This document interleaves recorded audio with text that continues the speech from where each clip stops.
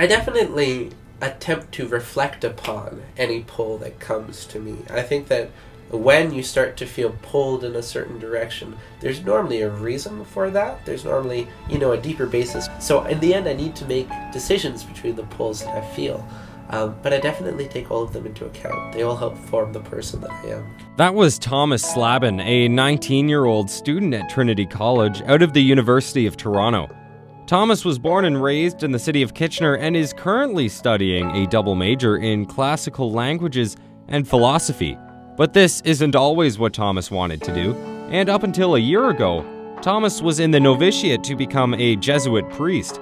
A very ambitious undertaking for a teenager, but not surprising in the least to those who knew him. Annabelle MacDonald, the chaplain of St. Mary's High School, and friend and mentor to Thomas, shared why. Thomas is an old soul.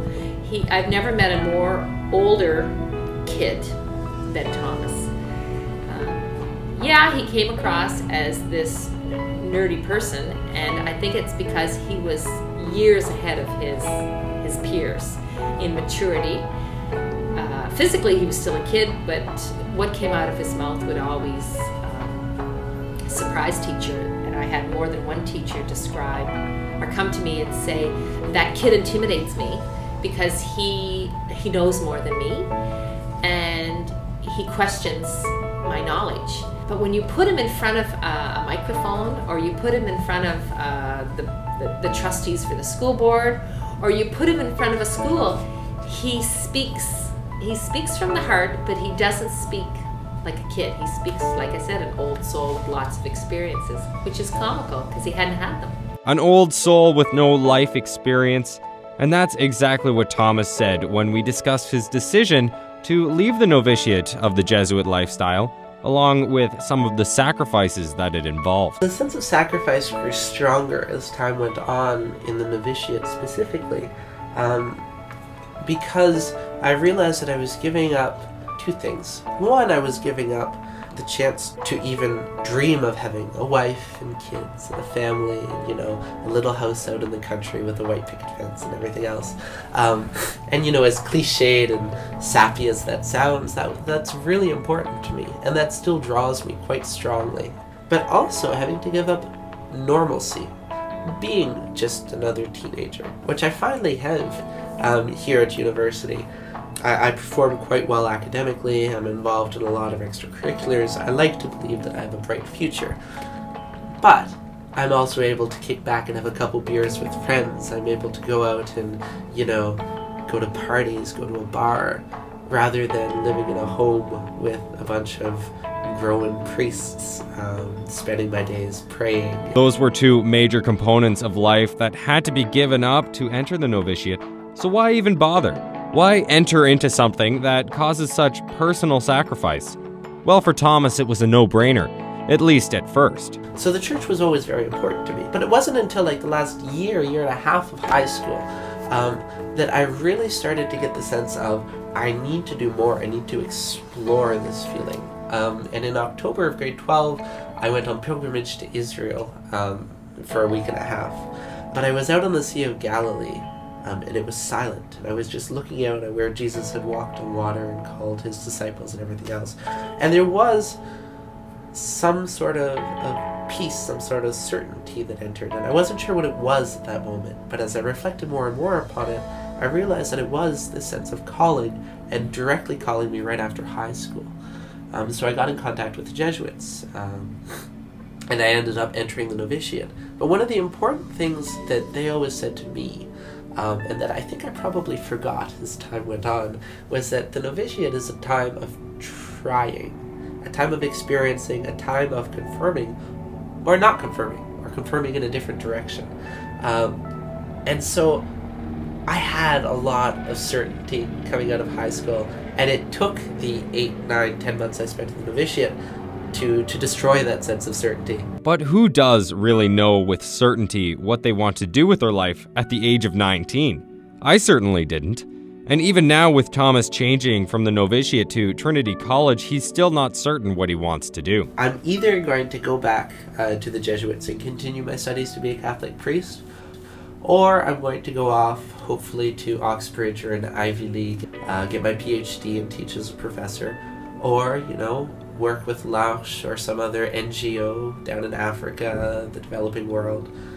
A lot of doors are still open, right? And just having a general BA, it opens a lot more doors, which is good. Annabelle McDonald, with her years of experience, almost enough for both her and Thomas, speculated as to why there is uncertainty, and has predicted what will happen to Thomas regardless of his choice. He has such high aspirations, and I have no doubt he's going to get it. But I remember he once said, what do you want to be when you grow up? And he said, oh, a politician, a professor, or a priest. And I went, knowing Thomas, he'll do all three. He has a journey and he's on it, and every once in a while he tests the journey by getting on a little side road, but then he comes back onto his, he follows his GPS accordingly. And I think he does it just to broaden his own life experiences. With aspirations such as those, a priest, a professor, or a politician, Thomas's intellect and ability to see a reasonable argument led me to believe that, as religious as he is, he would be at odds with some of the teachings of his faith and that of the Catholic Church. I questioned him on how he handled situations as those while in the novitiate. And I think that one of the most dangerous developments in the late 20th and beginning of the 21st century is this strict holding of dogma within the Catholic Church.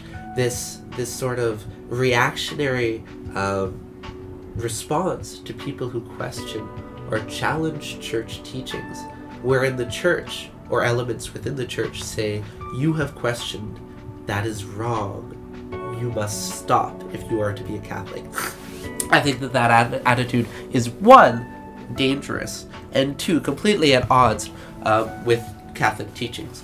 And I think that we forget about the teaching role and emphasize just the lawmaking role and say that what the Pope says, what the magisterium says, is without question divine truth.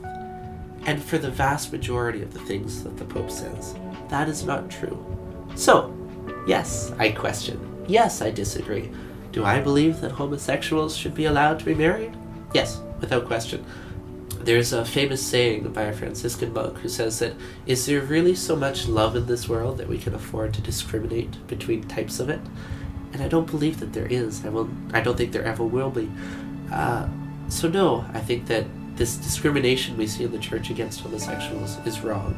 I think that the attitudes that the church has had towards women at many times, and continues to have in many places, is wrong, and so on and so forth. Those are my personal opinions. I don't think that makes me a bad Catholic. In fact, I think that makes me a good Catholic, because I love the institution of the church so much that I feel it is my duty to raise these issues, to question these things, so that we can come to the answer that Jesus wants us to come to together. So yeah, of course I question. Because I believe that although the church may not always perfectly interpret truth, that it is the institution in this world that is closest to that divine truth, and that for all of its failings, I must love it as it is, and I must serve it as it is, and at the same time I must seek to change it so that it comes closer to that truth. Thomas's beliefs have led him to many places in his short life, one of which took him to Haiti to assist at a L'Arche community. And though you wouldn't know it just by looking at him, Thomas also suffers from juvenile onset diabetes. Perhaps suffering is the wrong word. He lives with diabetes. If my mother had her way, it would have impeded all sorts of decisions. She's a nurse by training and is very protective of me and of my health, and recognizes more than I do, I think, that diabetes should be a hindrance. But I have refused to let diabetes stop me from doing what I want to do in life, for better or for worse. And so when I went down to Haiti, I made sure I had a whole bunch of backup supplies. But my fundamental question wasn't, can I do this with diabetes, but how do I make this work with my diabetes? Thomas has the ability to look at that adversity and find a way around it. And regardless what that adversity is, whether it's his diabetes or his beliefs that get in the way, you can be certain he has something to say on the matter. Yeah, he's definitely one that'll make waves. If they want a priest that's going to be quiet and reverent, that's not happening, because he's very, very supportive of the world, not just the Catholic faith. Thomas Slabon, an old soul of 19 who is discovering himself and finding his place in the world, as many do. An intellect, a man of faith, and filled with hope for the world. Regardless of his choice in life, where he ends up, and how he gets there, no obstacle can stop this selfless individual as he discerns where he belongs. For CJIQ, I'm Nick Fate.